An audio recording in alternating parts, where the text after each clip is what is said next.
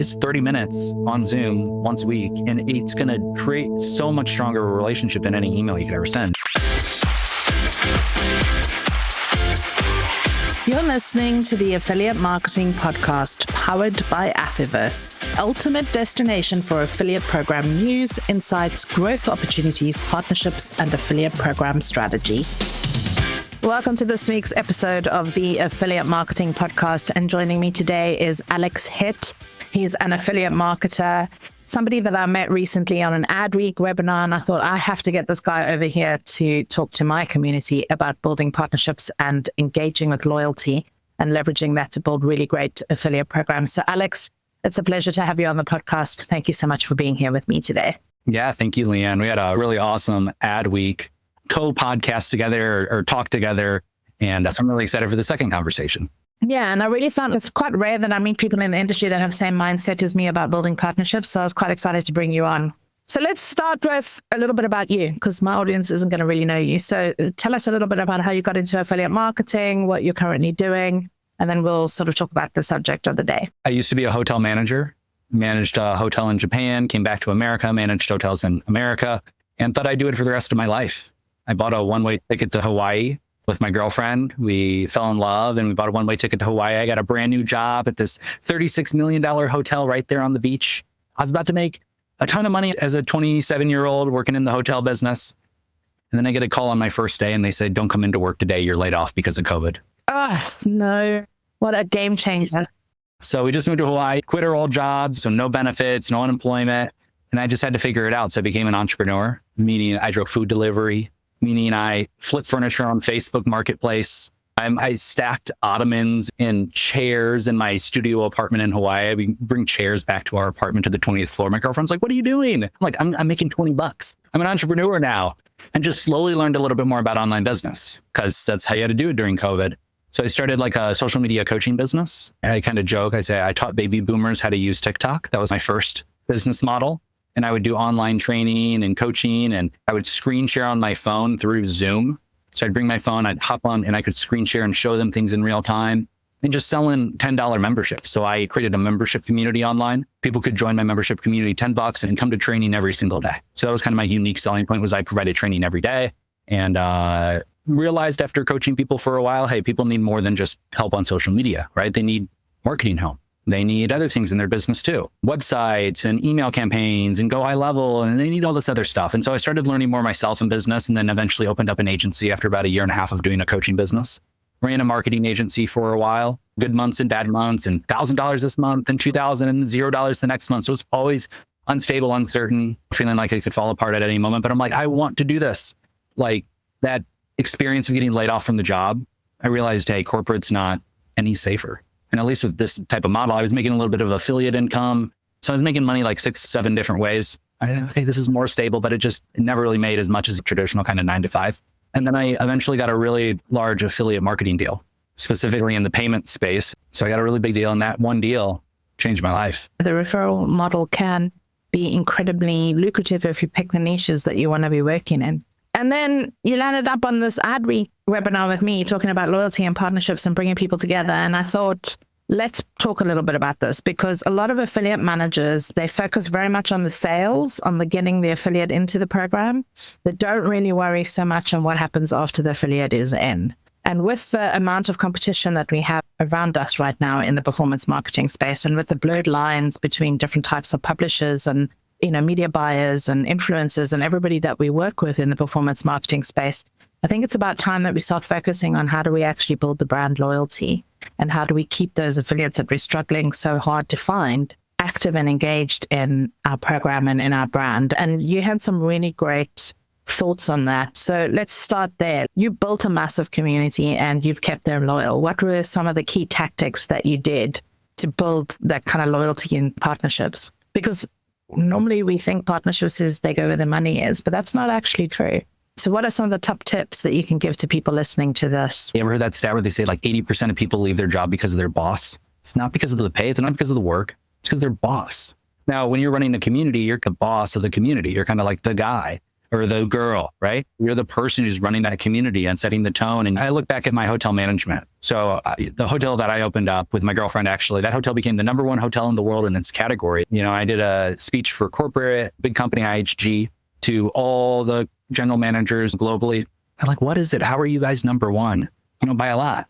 And it's little things. One thing is every person who came in, we'd offer them something for free, like from the gift shop. And it seems like a small thing, but they're not doing it out of their hotels. And it was the one thing that they needed. It just made such a difference. So I think about that. Like it can just be that one. They're like, oh, I'm really thirsty. Okay, here's a bottle of water. Oh, how much is that? Oh, it's free. And it gives them kind of this impression like, hey, I'm open, I'm giving, you're a guest here. It's this level of like service, right? And taking care of people. So my community, it really is, I'm super available. Now, it doesn't mean I'm 24/7 available, but when I first started my community, I had a coaching call every single day. Okay, it's unique. A lot of companies aren't doing that. I really do care. There's a lot of care into what I do and learning things about the people. We talked about this on the call. It's like, I try to meet people on Zoom and over video as much as possible. So that's really where I think the community lives, is online, and especially on video. People have their mic on, people have their video on. It's not just me on stage. There is nothing worse than getting onto a coaching call or getting onto a webinar or a training call or anything else, and all you see is a sea of blank faces, and makes you feel, as the person giving the talk, so uninspired. I want to be with people, and that's why I'm making the time to actually talk to people. And we live behind email and we live behind our screens all the time. And I think, you want to WhatsApp an affiliate or send an email to an affiliate. How about getting on a call with an affiliate and actually just saying, hey, let's grab 5 minutes on Zoom quickly, or G Meets, or whatever rocks your boat. There's so many different platforms you can have calls on. And let's just have a real 5-minute intensive conversation about what we can do together. That simple thing can actually change the way that your relationship projects with this person or business that you're trying to bring into your program. We do a lot of different types of events. We do networking events where people come in and you go on to a Zoom call and you go into breakout rooms, and people get to do small conversations with 3 or 4 people. So they get to start to meet other people in the community. And then they got to come back to our community to get that experience again. So now we've given them a reason to come back. You have to think about, why would this person want to first come to this call? And then why would they want to come again next week, and the week after that, and the week after that, and the week after that?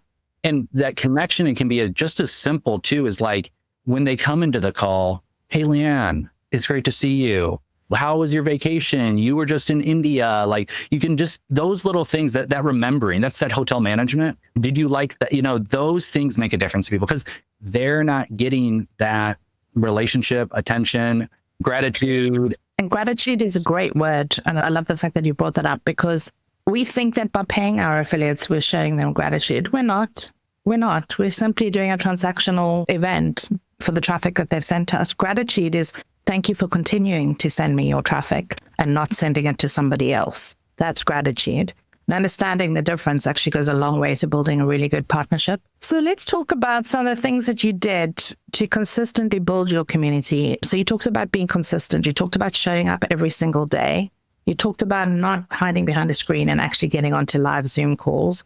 What sort of tools have you found have helped you to be efficient when the community starts growing? Because there's a lot of affiliate managers that are listening to this that just don't have enough time in the day. They're running thousands of affiliates in a program. They're, finding net new, they're onboarding, they're maintaining and retaining. What are some of the cool tools that you've used that have helped you to keep that community feel, keep that personalization, keep that little bit of gratitude coming out to the partners that other people can maybe leverage and use as well? There's this kind of orbit that you have. So the center is essentially me, because I'm the center of the community, and the brand, and that my kind of community is called the Alex community, or the Team Alex community.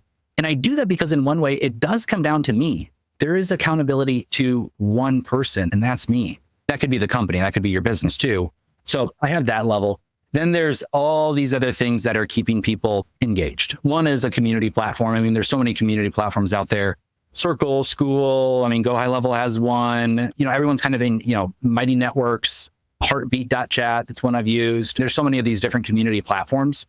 I've grown these to hundreds of members, and then there's a churn rate. And I think the community platforms are difficult. I think it's conceptually a good idea, but Facebook's a community platform. LinkedIn's a community platform. Doesn't have to be fancy, and can be just an everyday tool that you use. You don't have to go build something different, because I think that's the other thing is Yeah, you want to build community around your affiliate program and with your partners. You don't have to now be taking on a second job. You can just do it really simply and effectively. I look at it too, like my communities are really based around a goal, right? And the goal is to create affiliate income. I kind of help people create affiliate income, build an online business. And then I say that there's these 3 ways that people essentially learn online or engage or just learn in general. One is community, right? So learning together with others. The other is by themselves, self-paced learning. And the other is one-on-one. So whenever I'm creating some sort of community or group, I'm trying to incorporate all those things. And if you look at like a university, I say it's courses, coaching, and community. Well, at a university, you have the campus, which is the community. You have your textbooks, which are the courses, and you have the professor, which is kind of that one-on-one and, relationship or coaching. So I try to incorporate all those things, making sure that each person is getting. So the community platform, yes, but like I said, the community lives on Zoom. The community is people to people. It's people seeing other people's faces. And then we use the community platform as like a repository. Hey, this call was recorded.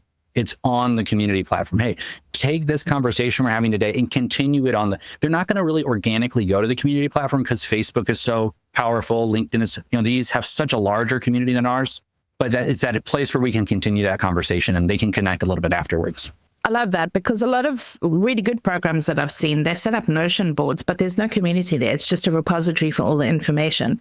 And when you're an affiliate, and especially this works for programs that have complex tools or complex products that are difficult to understand, and affiliates need to understand it in order to actually create the content or the videos or whatever it is that they're going to promote you with. Having a platform where they can, listen to previous talks, listen to learning lunches that you've maybe done with other affiliates. None of that event or content information should ever get wasted. It should always be repurposed and put into a platform where other affiliates can come, and it can be a continual source of learning for them. And even just seeing those recordings too. I mean, there's some people who are part of our community, never attend something online or like in a group, but they do watch the recordings. And there's that community aspect of it where it's not just Alex, it's other people, and then they're communicating in the Facebook chat or in the group chat. So how important is that chat? Because a lot of affiliate managers say to me, I haven't got time to be on WhatsApp. I haven't got time to be in groups. How important is that one space where affiliates can actually reach out and meet someone and or talk to a human? It's hard. I mean, I'm not going to say it's like only positive because sometimes you do get maybe a bad actor or things leading away from the community. It's leading people offside or it's leading people over here. And that's not really a focus. This group chat has a specific mission and it's around this specific topic. And I think you do get into that. And then you get the other thing in group chats too, where it's, okay, it's somebody's birthday. I love people's birthdays, but do we all need to say happy birthday in the chat? Or do we all need to say, I just shopped at the grocery store today? Great. Oh my gosh. Congratulations. It's like, so sometimes the group chats, they get a little bit out of control. So I'm pretty strict with mine. It's like, hey, this is for this type of information and we're only posting about this. I'm not going to call them out. I'm going to kind of reach out separately, educate them before they hop in the group chat. Hey, this is specifically for this. If people are saying happy birthday, I'm going to say, don't wish them a happy birthday. Really shut that down. I sometimes see these group chats. It's like, they're just like blowing up with messages, and they're completely irrelevant to the core mission of that group chat. Be strict about your group chats and only set up a few that are relevant for, business efficiency and business processes and not for just general chit chat. You can general chit chat at an event when you meet that partner. You can reiterate the rules in different ways. You can just post every couple of days. Hey, here's what this group chat's about. Here's the mission. Here's what we post. When you set the example by posting that or redirecting the conversation. So if someone's posting something completely irrelevant, I'm like, okay, now I need to refocus the chat. I've been in chat groups where nothing happens for months. And then all of a sudden there's a really juicy conversation for 2 weeks. And then nothing happens for months again. But I still value those chats because it's information that I wouldn't be getting anywhere else. One of the things that we spoke about in our webinar together, and I thought it was really good, is the tension between knowing how to personalize and when to just get mass email. So you're running a big affiliate program. How do you bring that personalization in? When do you bring it in? Is it just in the first 7 days when you're dealing with the affiliate and onboarding them? Or do you try and bring personalization in en masse by categorizing different affiliates into different buckets? Like, how do you normally manage personalization at scale when your communities grow? Well, you see these things now with like AI, right? They're able to scrape their profile and you can see these things when you get these messages. I have a YouTube channel and my email is on there. So I get these messages. Hey, Alex, I just saw your video title. And I really like this point that you made about the thing that AI identified. You know what I mean? So I don't think that's super effective. I think sometimes it does get your attention maybe a little bit more than, hey, I really like your content. I essentially use email for a lot of the mass messages. And then I'm using the other platforms like the social media platforms, the WhatsApp, the LinkedIn, the Facebook for more of the direct. So I don't do a ton of personalization from email unless they kind of like fall off the face of the earth. And then I am sending more of that's kind of like that last thing, like, hey, you're not on LinkedIn, you're not on Facebook, you're not on WhatsApp. Hey, let me send you a personal email. And then I do try to let the community do a lot. And that's kind of the value of bringing people into a community, and they're getting redirected to you in a lot of different ways. I do try to see like, okay, who's kind of dropping off? And then I do try to reach out if I can't reach them to the other methods. But when you're sending out the weekly event invites, so the mass emails are, hey, come to the event. We have a weekly event. Come to this event. And then I'm connecting with them there. So that personalization comes through. And it could just be a 30-minute weekly event. Most of our events are 30 minutes once a week.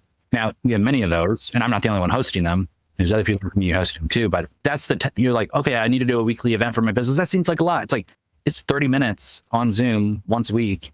And it's going to create so much stronger relationship than any email you could ever send. So how do you decide what to talk about for the 30 minutes? Because that will be the next question that an affiliate manager will hit me with is, okay, Leanne, you've told us that we need to have community. You've told us that we need to build loyalty. You've told us that we need to have a weekly event that we invite our affiliates to.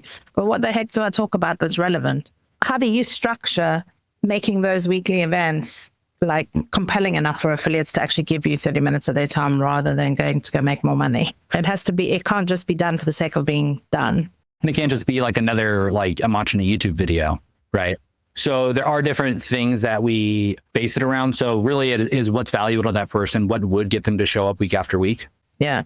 Ask your affiliates, what do they want to know about? Like I know right now, a lot of affiliates want to know about how do I get my content into LLM citations and how do I monetize that? So getting an expert in to talk about that, it doesn't have to be you talking all the time, because that sometimes puts the fear of God in affiliate managers. They have to be tech experts, marketing experts, relationship managers, salespeople. Now you're asking them to be a community manager. Like how many more jobs do you want to add to their job title? But the thing is that all you need to do is curate it and execute on it. You don't actually have to be the one doing it. That's a really good thing is one, find out what is relevant to affiliates and then get an expert in to talk about it. And you might even have that expert in your own team, like in your bigger wider marketing team, a product expert, a CTO, or whoever it is, an SEO, somebody else that can come in. But then also make it effective for the affiliate. Like why would the affiliate come to a networking event? It is rare, especially in the affiliate space, to meet other affiliates, successful affiliates, and being that guy, that connector who connects people. That's a really powerful position. It doesn't have to be a super strong introduction. I've had people say, hey, look at this guy's Facebook profile. And they just say, hey, so-and-so meets so-and-so. We don't need to set up a Zoom call. But now I follow that person on Facebook. I kind of know them. Oh, they have a podcast. I mean, this is things that happen to me all the time where, hey, this is my friend. Look at his content. He's doing this AI stuff. You tag them on the profile. It could be on LinkedIn. It could be on Facebook. It could be anywhere, right? And right there, you've built a connection. You're a connector. That's also building the community. It's building that tie. And if this person's tied to you in all these different relationships in all these different ways, instead of just one, they're going to come back to you and come back to you. It's giving without asking. It's like giving of your network and not asking for anything back in return. And also it's supporting the entrepreneurial mindset of who your affiliates and publishers really are. If you're working with influencers, they're one-man bands, they're building a business, they're creating content, they're learning what's happening in social media. If you can help and facilitate all of that and give them a space where they can come and be with other like-minded peers, not giving away their information, but both also learning from it and connecting with it and sharing of skills. I think that's a big thing in communities. How do I share skills and knowledge? Because often you're left to your own devices to go find that information on your own, and it can take a while. So I think that's another reason why to just have a drop-in meeting. And it doesn't have to be compulsory, like you said. It just has to be a weekly 30-minute call. You can choose to drop in or not. Hey, the door is open. We're open for business. We're here, and it's an open door. And come and meet people. And hey, if you don't want to come, hey, you're really honestly doing them a better service. And then when they're coming in, hey, there's not so much pressure here. I invite people in, one, because I want them to buy something a lot of times. I want them to do something. And if I have you in a one-on-one call and I say, hey, here's the price and it's $500, do you want to get started right now? Now, that may have a higher close rate because I'm putting pressure on the person and it's a one-on-one call, but I can make that same offer, that same pitch. And in some ways I could maybe even do it better if I have a group of people. So then I can say, hey, I'm taking the next 3 people, this call that is 50 people. So maybe I'll actually give more. So I think it's a little bit more, after that call of 50 people in it, hey, you want to schedule a one-on-one? You want to talk more? Here's my calendar link. We could definitely do that too. So if you want to have that one-on-one interaction, but I think a lot of people say, I'm too busy to do this weekly call. Look at that. I just met with 50 people in 30 minutes versus trying to do 50 one-on-ones. That's impossible. I don't have time for that. So think about your long tail, like when you're strategically looking to re-engage your long tail of affiliates that are maybe sending 1 or 2 sales a month. They're not in your top kind of portfolio. You don't have the kind of one-on-one time to give those partners yet because they're still feeling you out. They haven't really decided whether they're going to go all in with your brand or your program or your product or service. This is a great way to actually effectively reach the masses, give a little bit of support, open up the doors for them to find out a little bit more about who you are as their affiliate manager and who you are as the company that they're investing in to actually promote.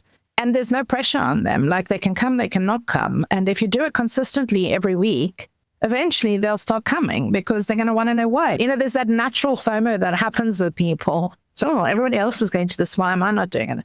And get your affiliates to talk about it. Get your partners to talk about how wonderful these events are and what happens and put it on your social and really leverage it as an opportunity to get connected versus sending a reactivation email to that long tail of affiliates that still don't really know whether they want to promote you or not. Get creative with how you communicate and hopefully you'll see. Because my favorite thing is the definition of insanity is doing the same old thing over and over again, expecting a different result. If those long tail emails that you're sending out, those mass communications aren't hitting the note, change your format. Run a 30-minute event. See what happens. Do affiliates come? What do they want? Ask them questions. Use it as an opportunity for you to also ask the masses, what are you doing right and wrong in your program? And be happy with the feedback that you get because all of that can be plugged back into your program to make it better. I want to talk about some of the things that people do wrong when they build communities because I want to urge you to think with caution. Like don't just go and create a community because me and Alex tell you to do it. Really think about what is the purpose of this community? How are you going to support it? So what are some of the mistakes that people do when they go into, I'm going to go build a community for my affiliates that they really should think about before they start because otherwise they're going to hit walls. I think one, it's not you're the person running the community. It's like you have to be the biggest giver out of all of them. Because there's a lot of communities who will suffer from, this is a big community, but it's benefiting that person disproportionately. So one way you can do that is affiliate commissions, referral commissions, incentive programs to invite people in.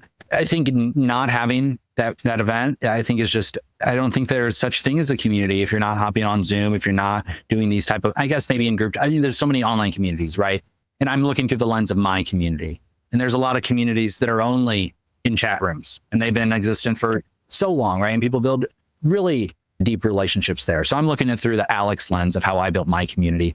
And I come through a really unique space of like entrepreneurial online business networking, right? Well, one of the things that he said is like, he's sending these reactivation emails and they're super long. And it's like the longer the email is, the better it is. But a lot of times it's the clearer the call to action. So really my invitation emails are like, hey, you're a member of this community. We're having this event. We would love to see you there. Here's the link. Because I don't even read the emails people send. I get like 500 spam emails a day. Like I'm not reading anything. But if I can understand the call to action really effectively. And then it's 2, this as well. At the hotel, we talked about the guest experience. And you can think about the community experience. So understanding the experience of that person in your community. Here's an example. When I worked at the hotel, people would come in, we would meet them at the door, walk them to the front desk. We would then say, hey, can we have your credit? We wouldn't say, hey, we'd say, can we have your credit card so we can check you in? We would get their credit card. We'd take them credit card from you. We would activate the machine and swipe the credit card for them. We then hand them the card back, pick up the pen and put the pen directly in their hand. We then, after they do that, walk around the desk, hand them their keys, walk them over to the elevator, push the button on the elevator for them, keep the elevator door open until they walk into the elevator. Or somebody even, if they're really special, hey, walk them up to their room and lock their room for them until they get all the way into their room. They're capable of all those things by themselves, but that type of experience, literally, I give the example, I'm not having them pick up the pen, I'm putting the pen, I see where their hand is, I'm putting the pen into their hand. It's that seamless of an experience. It's that much thought into the experience of them as the guest or as the community member. So is it that simple? We talked about that in our call. It was like, how simple and how smooth is that onboarding? And I think that onboarding, I think they're good there. The onboarding experience for the community member is huge. That first impression and then getting them into the community and, hey, we have these things throughout the week. Which one do you think is going to work for you? Okay, let's get that onto your calendar. Let's make sure it gets onto your calendar. And even just keeping them accountable to that too. Hey, you're a member of this community, you matter. And part of that is you also being accountable too. As a community, it's like it's like this puzzle, and everybody brings their piece. And that piece is important. And if you're not there, you're also missed. That's a good point, actually. I want to sum that up into 6 points, because as we were talking, I was like, here's the 6 things that you need to think about before you start your community. So the first one is have a very clear thought about what this community is and what it's for, and how you're going to leverage it, and which type of affiliates do you want to invite to it. Is it your top guys? Is it the middle of the road guys? Is it the guys that have signed up and never done anything? And what you put into that community is going to be the strategy behind how you get those partners activated. Keep it short and sweet. Make the onboarding process as simple as possible. Put the pen in their hand. Like, actually make it easy for them to join. Do a clickable link that adds it to their calendar every week in your onboarding emails. Make it as simple as possible. And then think about the experience. Do you want your affiliates to have community with each other? Do you want them to have community with all of the affiliate managers in your team? Do you want them to learn from experts in your business? Do you want them to come for product updates? What are the things that you want to actually be dropping into this community? And then the other one is educate. So how are you going to educate them to keep coming? So what are you going to do to actually make it relevant for them to keep coming to this community? Because community isn't community if you only go there once. It's an event. And so what are you going to actually do to make that community keep spurring and growing? And then create community ambassadors from within. I think you mentioned that before. You don't have to be the only person that's teaching. You can invite one of your partners who's done something really clever, give a case study on and go, this is how we actually approached the problem and this is what happened. Not give away their crown jewels, but just share information, because we're all at the forefront of what's happening in the internet right now, and especially with AI.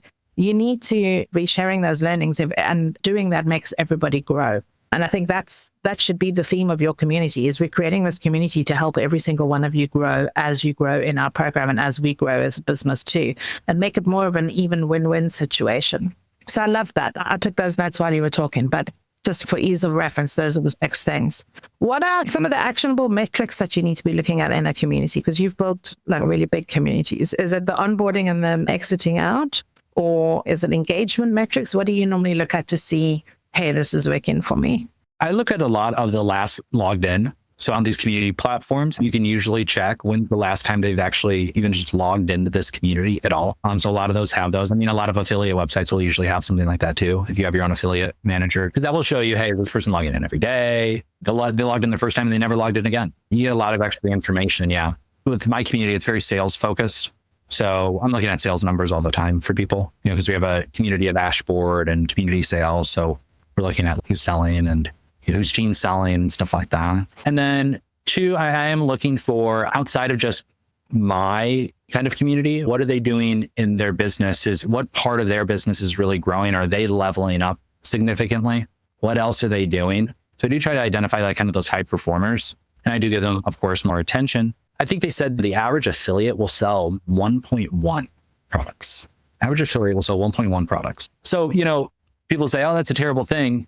If 1.1 people refers one other person, that's still exponential growth.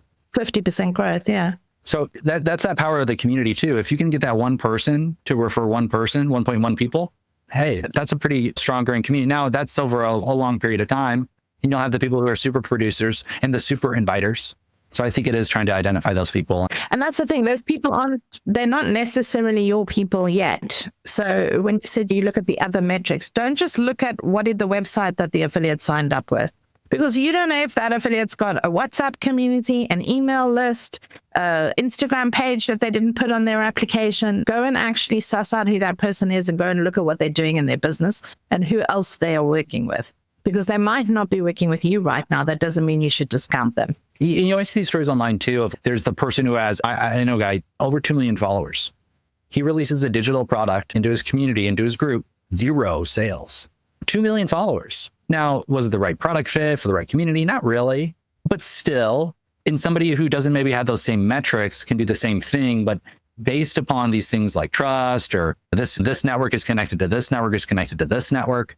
You hear the story over and over again, right? The community space. So it's not always this super obvious thing that you can easily identify online. And that's really the knowing of the person and the story of the person and who's this person really and what are all those things that they're doing that aren't maybe public. So I guess another point then is don't think of your community as a big thing. It doesn't have to be 100 people or 1,000 people. It needs to be 20 that consistently promote you all the time and that feel that they're getting that customer service like you spoke about in the hotel industry, that exceptional customer experience and the value that they feel, the gratitude that they feel for giving you their business. And I think when you flick the switch in your mind and say, I'm not paying you for your traffic, you're actually giving me your traffic because you buy into our product, into our service, into our values, into our program model.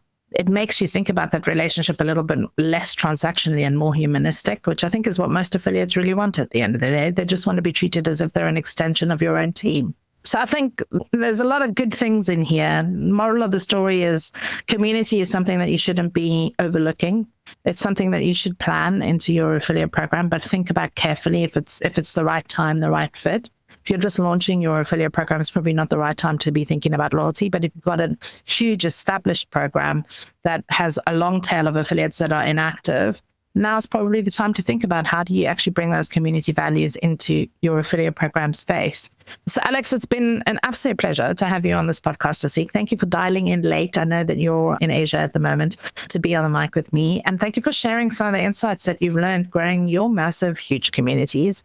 And yeah, just sharing those thoughts with us here on the podcast. It's been great to have you. Well, thanks, Leah. I really admire you and everything that you've done. And I really appreciate you having me on the podcast. Great to have you. Take care. Join thousands of digital marketers who trust Affiverse for the latest trends, tools, and tactics shaping affiliate success. Subscribe for free to our weekly newsletter and get expert insights from industry leaders, exclusive case studies and strategy tips, early bird invites to live and virtual events. You cannot afford to miss this. Don't fall behind.